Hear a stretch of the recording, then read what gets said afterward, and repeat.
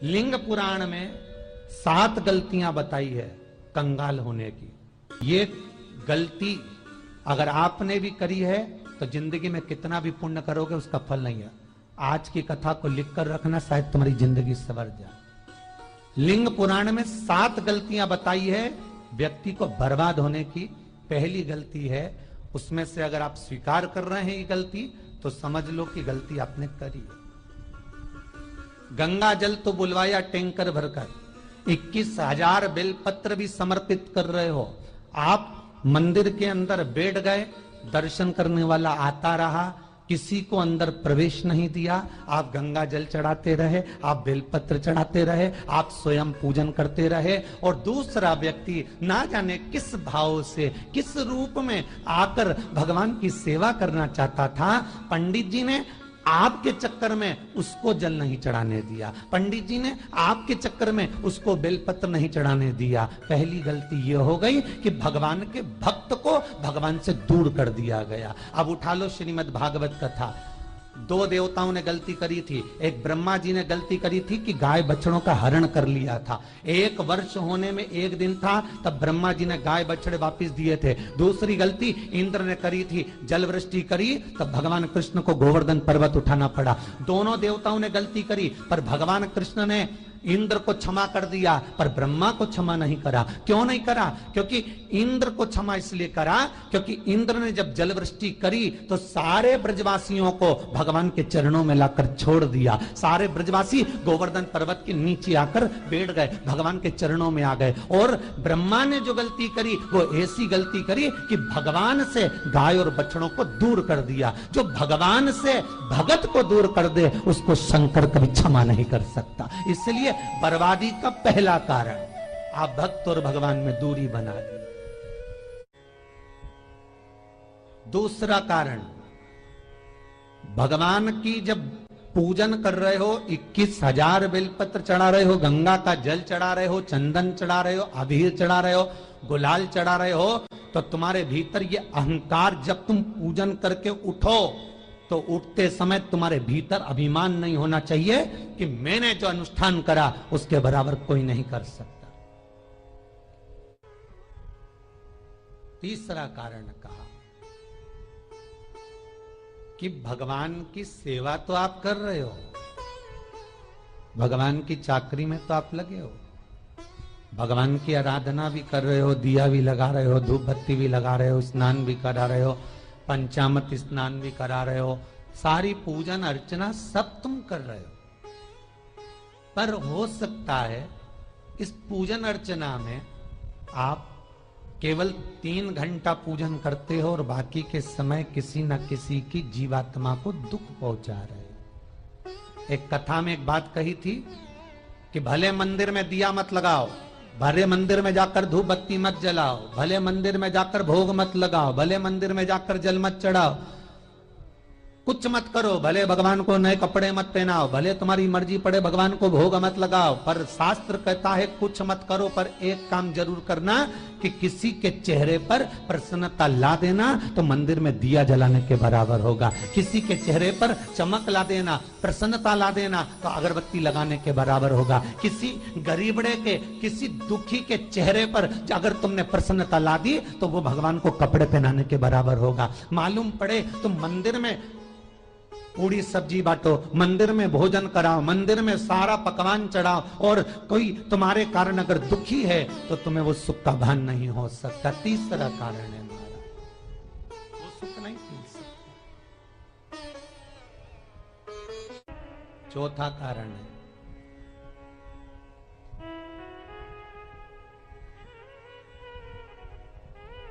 महाराज, जिस मंत्र को पढ़ा जा रहा है,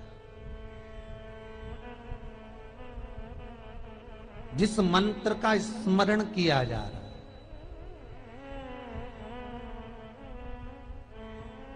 जिस भगवान की माला को हम जप रहे हैं, हम पाठ कर रहे हैं, उसमें त्रुटि। उठा लीजिए दुर्गा सप्तशती। दुर्गा सप्तशती का हिंदी अनुवाद में एक थोड़ा सा दृष्टांत दिया है, आपको मालूम होगा।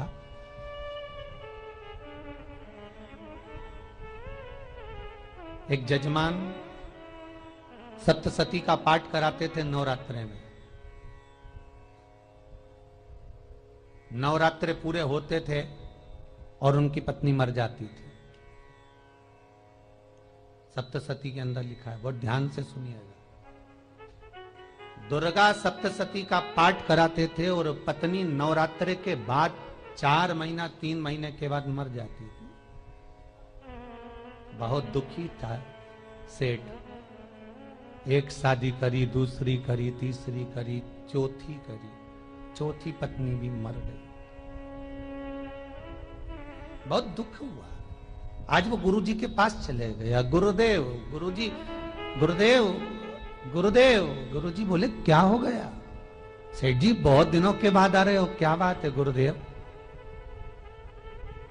मेरे को एक बात समझ में नहीं आती कि मैं नवरात्रे में सप्तसती का पाठ कराता हूं, देवी जी का यज्ञ करवाता हूं, माता रानी को चूनर पहनाता हूं, उनको सुंदर बिछुड़ी, पायल, चुनड़ी सब पहनाता हूं, कन्याओं का भोजन करवाता हूं, भंडारा करवाता हूं, जवारे बोता हूं, अखंड ज्योत लगाता हूं, पर नवरात्रि जैसी पूरी होती है उसके 2 महीने 3 महीने बाद मेरी पत्नी क्यों मर जाती है? 4 पत्नियां मेरी मर चुकी हैं, 5वीं मैंने शादी करी है। गुरुदेव आप कृपा करिएगा, कुछ तो बता दीजिए, कुछ करुणा कर दीजिए। गुरुजी बोले जब तू सब कुछ अच्छा कर रहा है, जोत भी जला रहा है, कन्या भोज भी करा रहा है, चुनड़ी भी चढ़ा रहा है, भंडारा भी कर रहा है, जोत भी लगा रहा है, जवारे भी बो रहा है, माता रानी की सेवा भी कर रहा है, अखंड रात्रि व्रत कर रहा है, सब कुछ तूने करा, यज्ञ भी करा, फिर तेरी पत्नी क्यों मर सकती है? ऐसा हो ही नहीं सकता। नहीं गुरुदेव मेरी 5वीं शादी है गुरुदेव, अब की बार आप कृपा करिए। गुरुजी ने कहा तेरे पंडित जी को अनुष्ठान पर बुला, मैं कमरे में बैठकर सुनूंगा सप्तसती का पाठ, तब मैं ध्यान करूंगा। गुरुजी अंदर के कमरे में जाकर बैठ गए, ब्राह्मण पाठ करना प्रारंभ करा और ब्राह्मण ने पाठ करना प्रारंभ करा। उसमें एक शब्द आ गया, भारयंतु बक्षन्तु, भारयंतु बक्षन्तु। उसमें बोलना था भय पीड़ा को, हे जगत जननी तू भक्षण कर जा, पर ब्राह्मण बोलता था भार्या तू भक्षन्तु, मेरी पत्नी को, मेरी भार्या को तू भक्षण कर दे। पंडित जी जैसे ही बोले गुरुजी बाहर निकल कर आ गए।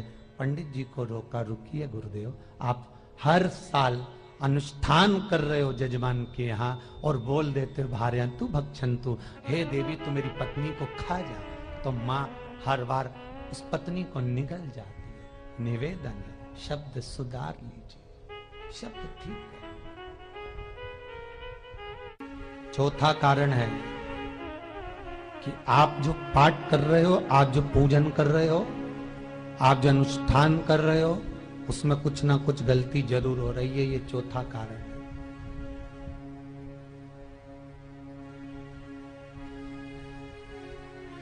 एक बार पूरे घर के लोगों को बिठाओ, अपने घर के लोगों को, मम्मी से पूछना मम्मी तुम कौन कौन सा पाठ करती हो? एक बार मम्मी से पूछना, फिर एक बार पापा से पूछना, पापा आप कौन कौन सा पाठ करते हैं सुबह? फिर बहू से पूछना, भाभी आप कौन कौन सा पाठ करती हो? फिर छोटी दुल्हन से पूछना, छोटी दुल्हन तुम कौन कौन सा पाठ करती हो? भैया आप कौन कौन सा पाठ करते हो? आप कौन कौन सा पाठ करते हो? पूछना। जब घर के अंदर बड़ी बहू अलग तरह का पाठ कर रही है, छोटी बहू अलग तरह का पाठ कर रही है, मंजली बहू अलग तरह का पाठ कर रही है, माँ अलग तरह का पाठ कर रही है, पति अलग तरह का पाठ कर रहा है, तो उसका जो प्रभाव है, कौन सी चीज कहां टकरा रही है, जिसके कारण घर में रोग इतना है कि कोई सही होने वाला ही नहीं है।